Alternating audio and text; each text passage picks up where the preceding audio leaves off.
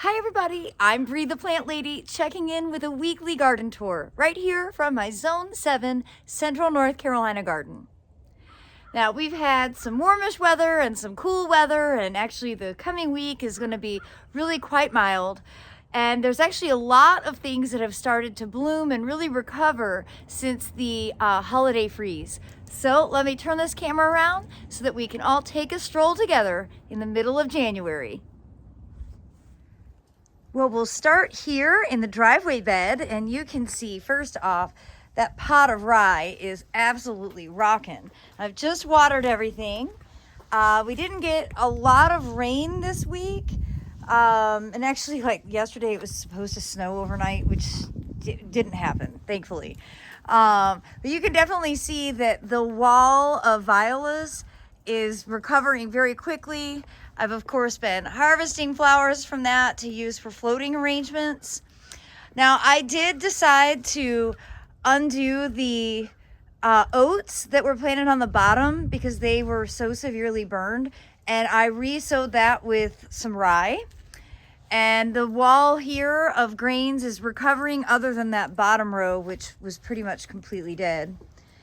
The containers here in my definite like zone 8 microclimate look fabulous. I mean, isn't it amazing how beautiful broccoli can look when it's in this vegetative stage? It's just starting to form a flower head. Really encouraged by these. I think they just bring me a lot of happiness every time I walk out the door, and that's really what it's all about. So y'all, another week has passed and I still haven't dealt with this bed. But this is the week it's going to get done because I'm running out of time of me actually being home. I have a really vigorous travel schedule starting the second week of February, and I've been doing a lot of computer work in preparation of that. But I've got to take advantage of these last couple of weeks where I am home to get gardening done, because I won't get a lot of gardening done once I start traveling. But overall, this cottage bed looks good. It needs to be weeded, and there's an opportunity to sow some extra stuff in, and I'm running out of time. Literally, if we don't get this stuff sown, certainly in the next week, they're going to be too late for the spring display. Hopefully you all tuned in for my Prunus Mume tour, and you could see Bonita is looking awesome. It really does look like a cotton candy tree. It is so cheerful and smells great, and the house smells great because I've been bringing branches in for arrangements. And at the base here, you see the grains. This is the mix of rye and oats, and they are also doing really well, nice and green. And I was reminded on Facebook that 6 years ago, my grain display was featured in Country Home and Gardens. So I hope you enjoy these throwback pictures of when Aiden and Abby were really little. They've been helping in the garden for a decade now. Now out here in my front shrub border, which of course next door we're doing shrub borders as well, you know, for the hope of creating some privacy between the house and the street. And most of this is also deciduous, even though it is non-native.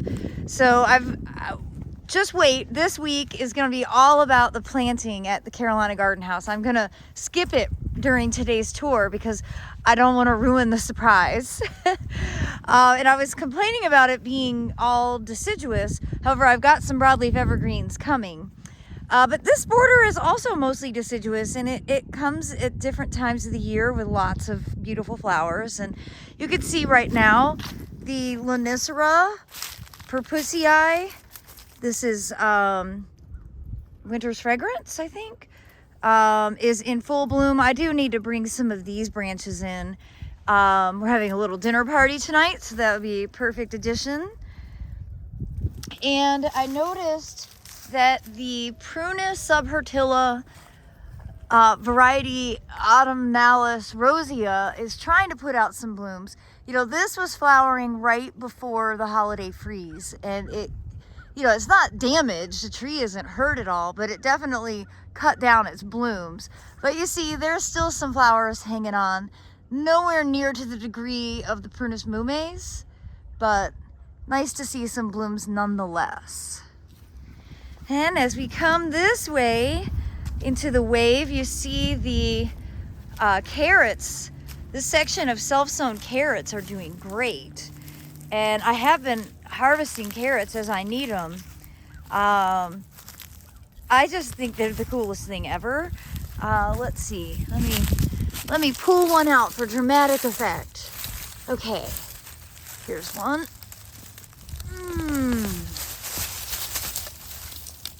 Ta-da! I mean, it's not gonna win any awards, but it is edible.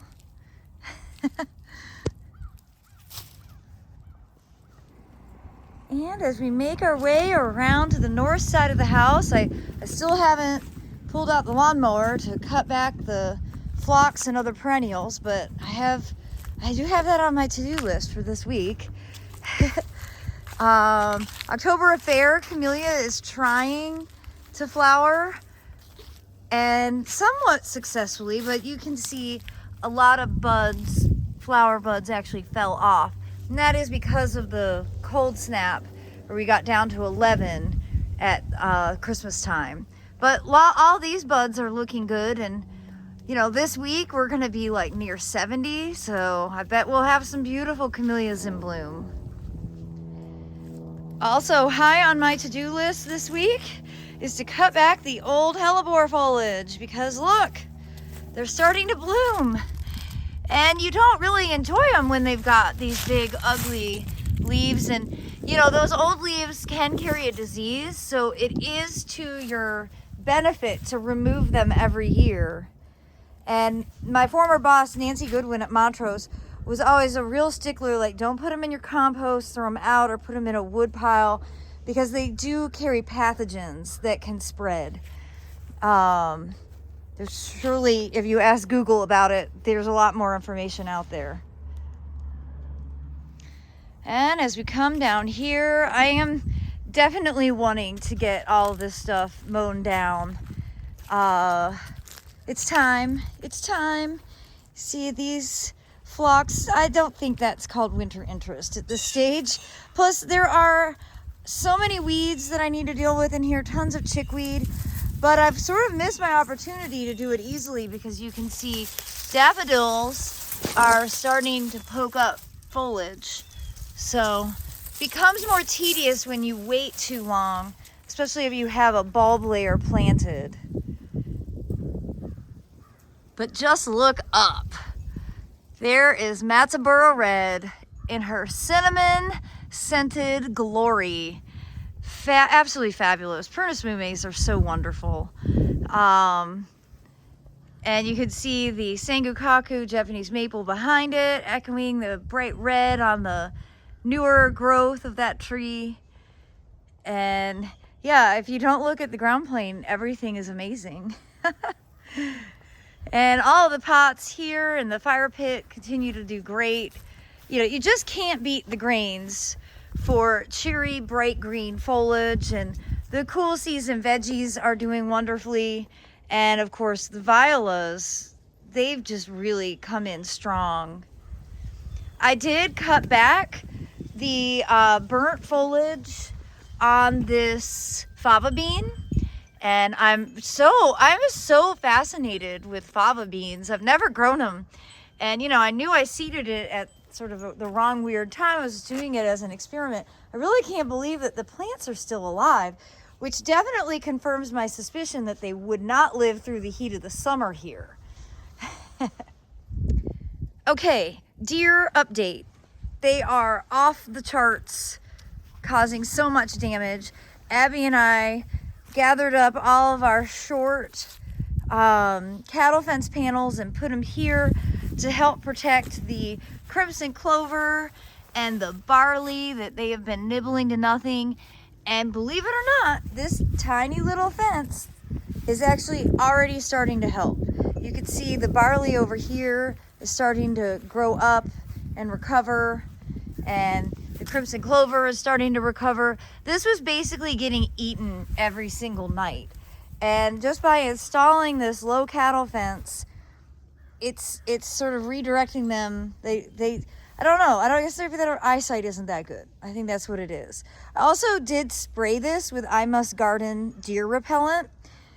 And it, of course, immediately rained like 12 hours after I did that, because that's how that happens. But today I'm going to get it resprayed just as kind of extra insurance, because I'd really like for this bed to grow out, and it would look really awesome this spring if I can keep the deer from eating it. Here on the back patio, all of the pots are doing great. Abby and I did reseed the tower garden because the cold snap killed everything that was in here. You can see the seeds are really tiny. They actually are starting to germinate. We just did this a few days ago. So we did broccoli and cilantro every other. So hopefully that will all grow out and look good. And I will do another poppy seed update, just so everybody can find that easily. But you can see lots of things still growing. The peas have recovered and are doing fine. There's no questioning, a lot of the small poppies have disappeared, and that was from that cold.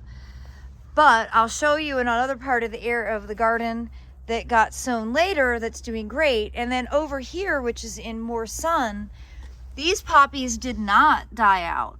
So exposure is really, really critical. And you know, exposure is tricky because you've got this right here, and literally just across the way, this gets more shade because of the building structure and because of that small Camiciferous.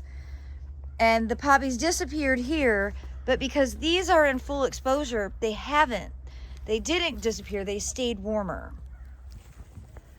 There are so many intricacies with gardening that it makes it really a difficult forum to communicate effectively about, because, I mean, you just saw, like, a few feet away, plants perform differently. So, you know, even just thinking of zone 7, what my zone 7 is different than your zone 7. And like when people ask about watering, oh, it makes my head hurt so bad, because I want to give good advice. Like, that's my goal for making these videos. I can't give advice on watering because there are so many factors that play a role. What your soil is, what your soil temperature is, what your air temperature is, how windy, how much sun, how much shade, how much rain have you had.